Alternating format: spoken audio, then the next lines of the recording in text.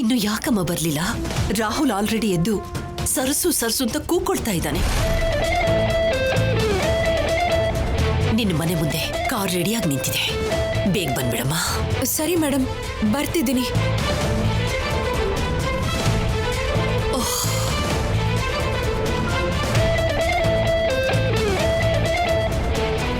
ಏನಂತೆ? ಬರ್ತಿದ್ದಾಳ್ರಿ.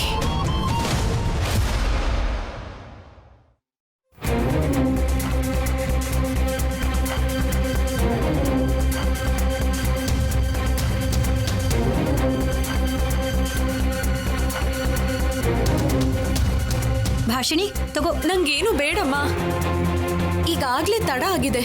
ನಾನು ಹೋಗೋದ್ ಲೇಟ್ ಆದ್ರೆ ಎಲ್ರ ಮೇಲೂ ಕಿರ್ಚಾಡ್ತಾನೆ. ನೇ ಅಂತಿದ್ಯಾ? ಈಶ್ವರಿ ದೇವಿ ಅಂತ ಹೆಂಗಸಿನ ಹೆಸರಲ್ವಾ ಹೇಳಿದ್ದು? ಹಾ ಹೌದು, ಅಂದ್ರೆ ನಾನು ನೇ ಅಂದಿದ್ದು ಮ್ಯಾನೇಜರ್ಗೆ. ಅವನೊಬ್ಬ ದೊಡ್ಡ ಟಾರ್ಚರ್ ಕ್ಯಾಂಡಿಡೇಟ್, ಅವ್ರ ಪಕ್ಕದಲ್ಲೇ ಇರ್ಬೇಕು ಅಂತ ಹೇಳ್ತಿರ್ತಾನೆ. ಅದಕ್ಕೆ ಅರ್ಜೆಂಟಾಗಿ ಹೋಗ್ಬೇಕು. ಅಲ್ಲಿಗೆ ಹೋಗಿ ತಿಂತೀಯೋ ಇಲ್ವೋ ಅಮ್ಮ? ಸಾವಿತ್ರಿ, ಆ ಟಿಫನ್ ಬಾಕ್ಸಿಗೆ ಹಾಕೊಡು.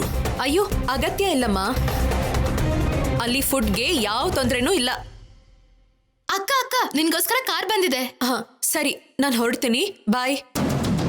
ಅಮ್ಮ,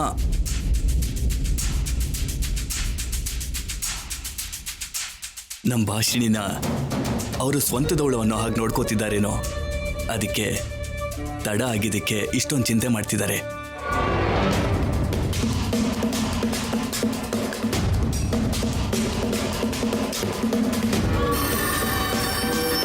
ಇಷ್ಟು ಬೆಳಗ್ಗೆನೆ ಎಲ್ಲಿಗೆ ಹೋಗಿರ್ತಾಳೆ? ಸರ್ಸು,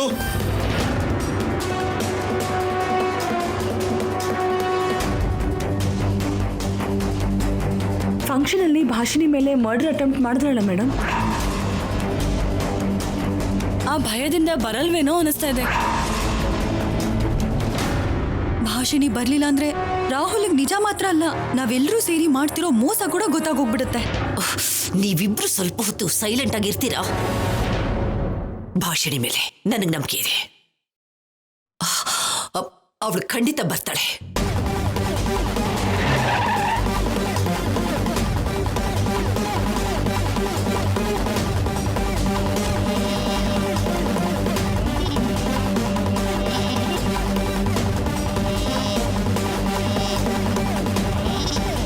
ಅಮ್ಮ ಭಾಷಿಣಿ, ನಿನಗೋಸ್ಕರನೇ ಕಾಯ್ತಾ ಇದ್ವಮ್ಮ. ರಾಹುಲ್ ಆವಾಗ್ನಿಂದನು ನಿನ್ನನ್ನೇ ಕೇಳ್ತಾ ಇದ್ದಾನೆ. ಈಗಾಗ್ಲೇ ಲೇಟ್ ಆಗೋಗಿದೆ, ಬಾ ನಡಿ ಒಳಗೆ. ಮೇಡಮ್ ಮೇಡಮ್ ಮೇಡಮ್, ಇಷ್ಟೊತ್ತವರೆಗೂ ಇವಳು ಬರ್ದೆ ಏನ್ ಮಾಡ್ತಿದ್ಲು ಅಂದ್ರೆ ಅಣ್ಣಂಗೆ ಏನ್ ಉತ್ತರ ಹೇಳ್ತಾಳೆ ಇವಳು?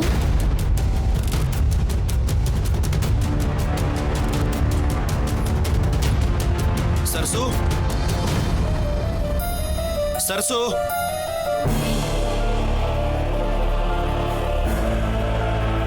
ಸರ್ಸು. ನನ್ನ ಹತ್ರ ಒಂದು ಐಡಿಯಾ ಇದೆ.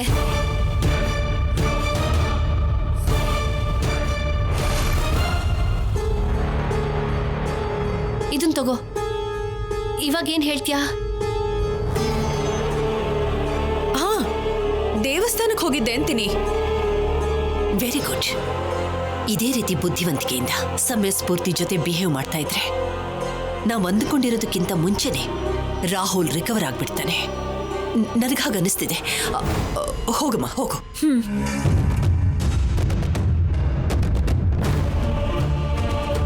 ಸರ್ಸು,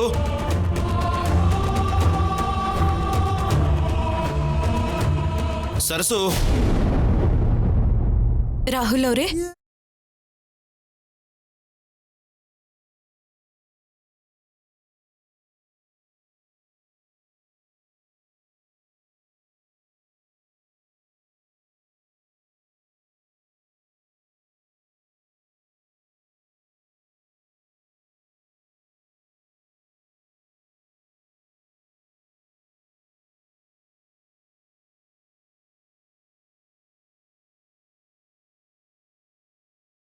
ಏನಾಯ್ತು ಸರ್ಸು ನಿನಗೆ?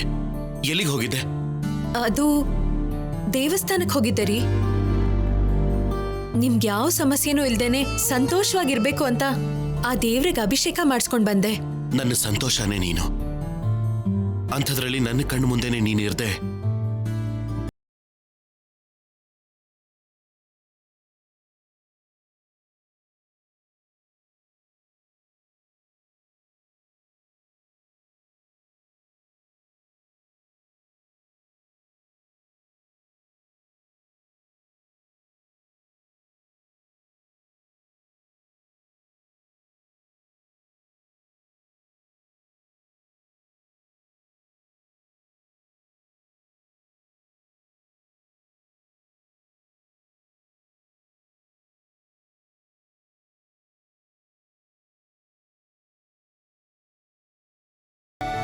ಈ ದಿನ ಎಲ್ಲ ನನಗೆ ತುಂಬಾ ಸಂತೋಷವಾಗಿರುತ್ತೆ.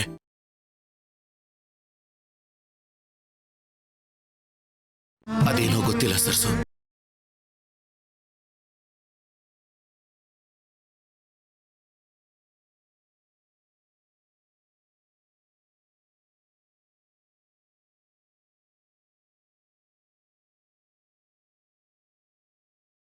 ಇರೋದಿಲ್ಲ ಸರ್ಸು.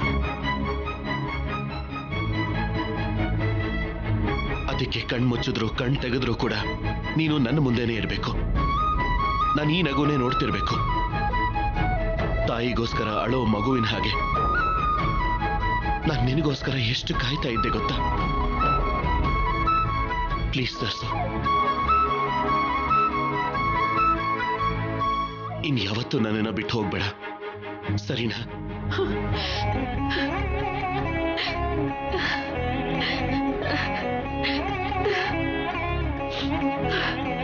ಸರ್ಸು,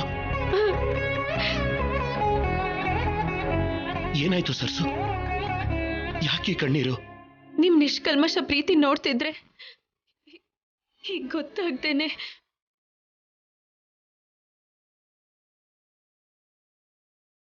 ಇದನ್ನೇ ಪ್ರೀತಿ ಅಂತಾರೆ.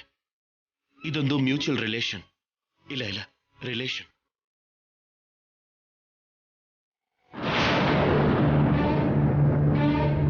ಹೌದು ಸರ್ಸು, ಈಗೇನೋ ದೇವಸ್ಥಾನಕ್ಕೆ ಹೋಗಿದ್ದೆ ಸರಿ, ಆದ್ರೆ ರಾತ್ರಿ ಎಲ್ಲ ಎಲ್ಲಿಗೆ ಹೋಗಿದ್ದೆ? ಇನ್ನೆಲ್ಲಿರ್ತೀನಿ ರಾಹುಲ್ ಅವರೇ, ಇಲ್ಲೇ ಇದ್ನಲ್ಲ. ಹೌದಾ? ರಾತ್ರಿ ನಾನಿನ್ನ ನೋಡಿದಾಗ ನೀನೆಲ್ಲೂ ಕಾಣಿಸ್ಲೇ ಇಲ್ವಲ್ಲ?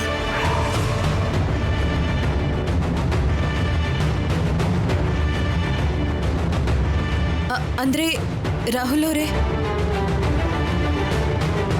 ಅವಾಗ್ಲೇ ನಾನು ನನ್ನ ರೂಮಲ್ಲೇ ಮಲಗಿದ್ಲು ರಾಹುಲ್.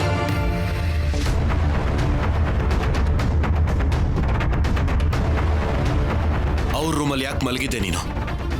ನೋಡು ಸರ್ಸು, ನಾನ್ ನಿನಗೆ ತಾಳಿ ಕಟ್ಟಿರೋ ಗಂಡ. ನೀನು ನನ್ನ ಪಕ್ಕನೇ ನನ್ನ ಹತ್ರದಲ್ಲೇ ಇರಬೇಕು ಅಂತ ನಾನು ಕೇಳ್ಕೊತೀನಿ. ಇವತ್ತಿನಿಂದ ನೀನು ನನ್ನ ರೂಮಲ್ಲೇ ಮಲ್ಕೋಬೇಕು. ಸರಿ ರಾಹುಲ್ ಅವರೇ, ನೀವ್ ಹೇಳ್ದಾಗೆ ಮಾಡ್ತೀನಿ. ಮೊದ್ಲು ನೀವು ಹೋಗಿ ರೆಡಿಯಾಗಿ ಬನ್ನಿ, ನಾನು ತಿಂಡಿ ಸಿದ್ಧ ಮಾಡ್ತೀನಿ. ಈಗಾಗ್ಲೇ ತುಂಬಾ ತಡ ಆಗಿದೆ ಅಲ್ವಾ? ಹೋಗಿ. 2 minutes ಸರ್ಸು.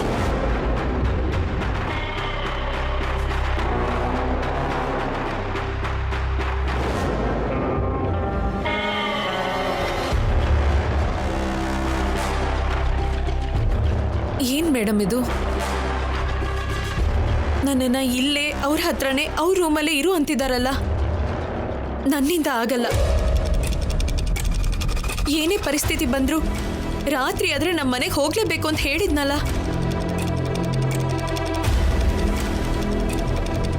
ಇನ್ಯಾವ ಆಪ್ಷನ್ನೂ ಇಲ್ಲ. ಇದ್ರೂ ನನಗ್ ಬೇಡ. ನೀವು ದಯವಿಟ್ಟು ಅರ್ಥ ಮಾಡ್ಕೊಳ್ಳಿ.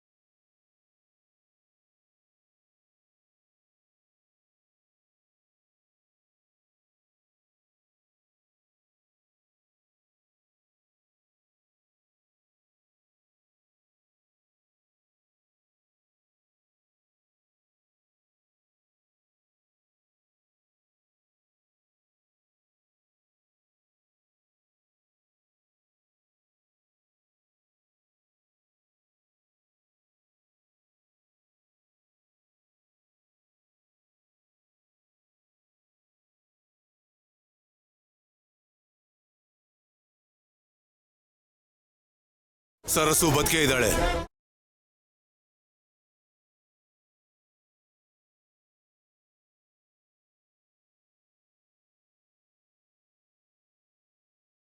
ವಾಗ್ದೇವಿ ಮನೆಗೆ ಹೋಗಿದ್ದಾಳೆ ಅಂದ್ರೆ ವಾಗ್ದೇವಿ ಮನೇಲಿ ಇರ್ತಾಳೇನೋ. ವಾಗ್ದೇವಿ ಮನೆಗೆ ಹೋದ್ರೆ ನನ್ನ ಮಗಳನ್ನ ನೋಡ್ಬೋದು.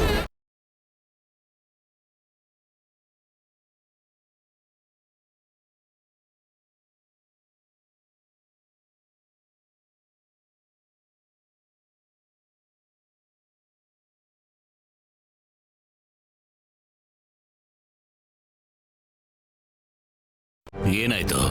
ಯಾಕೆ ಅವ್ನು ಹಾಗೆ ಓಡಾಡ್ತಿದ್ದಾನೆ? ಭಾಷಣ ಇಲ್ಲ ಅಂತ ಟೆನ್ಷನ್ ಮಾಡ್ಕೊಂಡಿದ್ದಾನೆ ಡ್ಯಾಡ್. ಏನಣ್ಣ? ಏನಂದೆ? ಅದೇ ಕಣೋ, ನಿನ್ನ ಹೆಂಡತಿ ಮನೇಲಿಲ್ಲ ಅಂತ ಟೆನ್ಷನ್ ಮಾಡ್ಕೊಂಡಿದ್ಯಾ ಅಂತ ಹೇಳಿದೆ. ಸರಸು ಇಲ್ಲ ಅಂದ್ರೆ ಟೆನ್ಷನ್ ಅಲ್ಲಿಲ್ಲದೆ ಇನ್ ಹೇಗಿರ್ಲಿ? ಅಣ್ಣ ಕಾಫಿ ಕುಡಿತ್ಯಾ? ಸರಸು ಮನೆಗೆ ಬರೋವರೆಗೂ ನನಗೇನು ಬೇಡ. ನವ್ಯ, ಅವನಿಗೆ ಬೇಡ ಅಂದ್ರೆ ನನಗೆ ಕೊಡು. ಬೆಳಿಗ್ಗೆ ನಾನು ಕಾಫಿ ಕುಡಿಲಿಲ್ಲ ಅಂದ್ರೆ ಹುಚ್ಚಿಡಿಯುತ್ತೆ ಡ್ಯಾಡ್.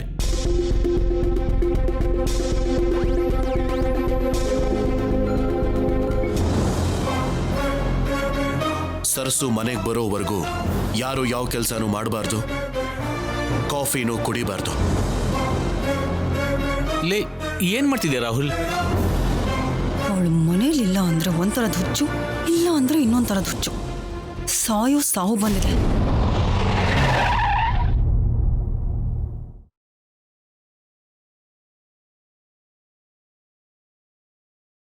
ನೋಡಿ, ಸರ್ಸು ಬಂದ್ಲು.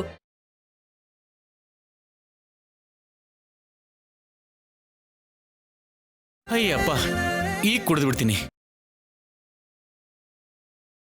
ಎಲ್ಲಿಗೆ ಹೋಗಿದ್ದೆ ಸರಸು? ನನ್ಗೊಂದು ಮಾತಾದ್ರೂ ಹೇಳ್ಬೇಕು ತಾನೆ. ನಿಮ್ ಔಷಧಿ ಆಗೋಗಿತ್ತು ಅಂತ ತಗೊಂಡ್ ಬರೋದಕ್ ಹೋಗಿದ್ದೆ. ನೀನ್ ನನ್ನ ಪಕ್ಕದಲ್ಲಿದ್ರೆ ಸಾಕು ಸರಸು. ನನಗೆ ಯಾವ ಪ್ರಾಬ್ಲಮ್ಮು ಬರೋದಿಲ್ಲ. ನನಗೆ ಈ ಔಷಧಿ ಅವಶ್ಯಕತೆನೂ ಇಲ್ಲ ಸರಸು. ನೀನು ಕಾಣಿಸ್ತಾ ಇದ್ದಿದ್ದಕ್ಕೆ ನಾನು ಎಷ್ಟು ಭಯ ಪಟ್ಕೊಂಡಿದ್ದೆ ಗೊತ್ತಾ? ಯಾಕೆ ಭಯ ರಾಹುಲ್? ಅವಳ ಜೊತೆ ನಾನಿದ್ದೀನಲ್ವಾ? ಅದೇ ನನ್ನ ಭಯ. ನನ್ನ ಸರಸು ನನ್ನ ಹತ್ರ ಆಗ್ತಿದ್ದಾಳೆ ಅಂತ. ಎಲ್ಲಿ ಇವಳು ನನ್ನಿಂದ ದೂರ ಮಾಡ್ತೀರಾ ಅನ್ನೋ ಟೆನ್ಷನ್ ಅಲ್ಲೇ ಇದ್ದೀನಿ. ನನ್ನಲ್ಲಿ ಬದಲಾವಣೆ ಆಗಿರೋದು ನಿನಗೆ ಇನ್ನೂ ಕಾಣಿಸ್ಲಿಲ್ಲ ಅಂದ್ರೆ ತಾಯಿಯಾಗಿ ನನ್ನ ದುರದೃಷ್ಟ. ಬದಲಾವಣೆ ಕಾಣಿಸೋದಲ್ಲ, ಶಾಶ್ವತ ಅಂತ ನನಗೆ ನಂಬಿಕೆ ಬರಬೇಕು. ಬಾ ಸರ್ಸು.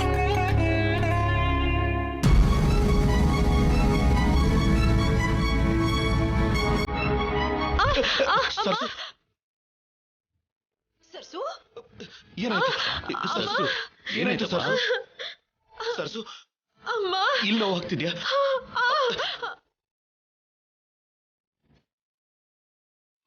ಸರ್ಸು, ಸಾರಿ ಸರ್ಸು, ನಾನು ನೋಡ್ಲಿಲ್ಲ. ಸರ್ಸು, ಎಲ್ಲಿ ನೋವು ಆಗ್ತಾ ಇದೆ? ಇಲ್ಲ ಇಲ್ಲ ಸರ್ಸು, ಇರು, ನಾನು ಹೋಗಿ ಬಾಂಬ್ ತಗೊಂಡ್ ಬರ್ತೀನಿ.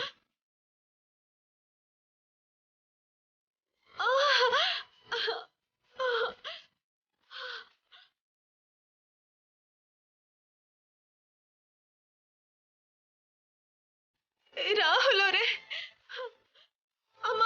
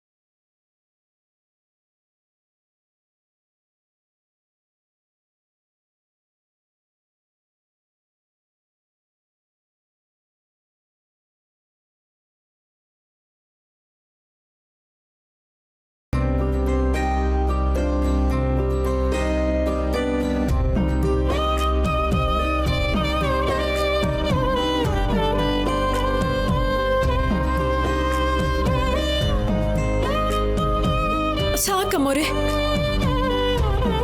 ಪೇನ್ ಕಡಿಮೆ ಆಯ್ತಾ?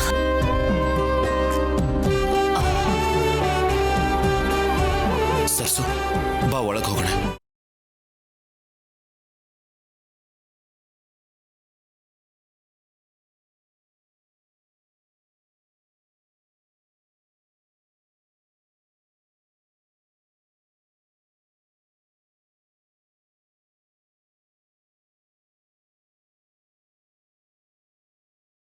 ನಾನ್ ನೋಡ್ತಿರೋದು ನಿಜಾನೇನಾ? ವಾಗ್ದೇವಿ ಬೇರೆಯವ್ರ ಕಾಲು ಹಿಡ್ಕೊಳ್ಳೋದಾ? ನನ್ನ ಕೈಲಿ ನಂಬಕ್ಕೆ ಆಗ್ತಿಲ್ಲ.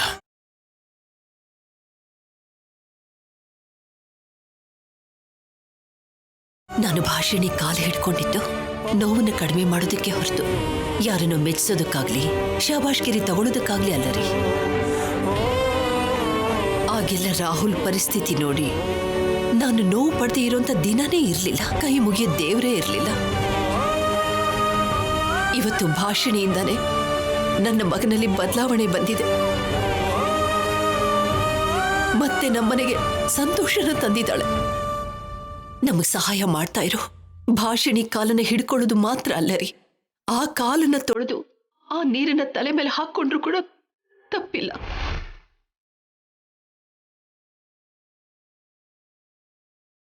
ವನಜಾ, ಅವರಿಬ್ಬರಿಗೂ ಊಟ ತಗೊಂಡು ಹೋಗ್ಕೊಡು. ಹಾ ಸರಿ ಮೇಡಮ್.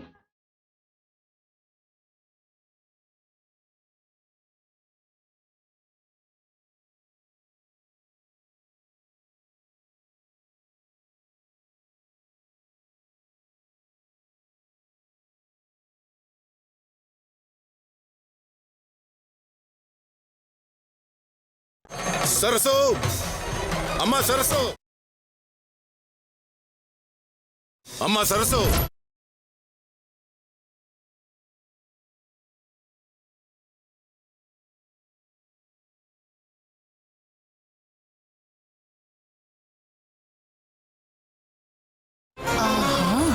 ಸಖತ್ ಟೈಮಿಂಗ್ ಜಗದೀಶ್. ಇವಾಗ ಅತ್ತೆ ಸೊಸೆ ಗುಟ್ಟು ರಿವೀಲ್ ಆಗುತ್ತೆ ಅಂತಾಯ್ತು.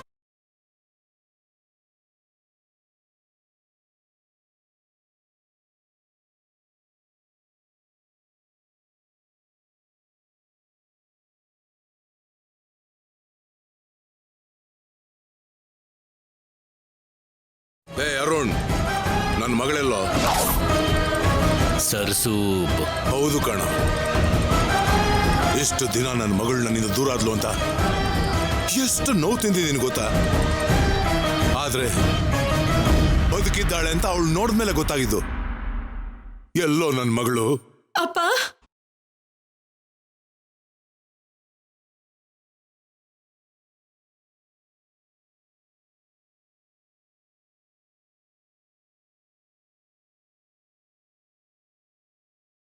ಸರಸು, ಅಪ್ಪ, ಸರ್ಸು, ಸರಸು.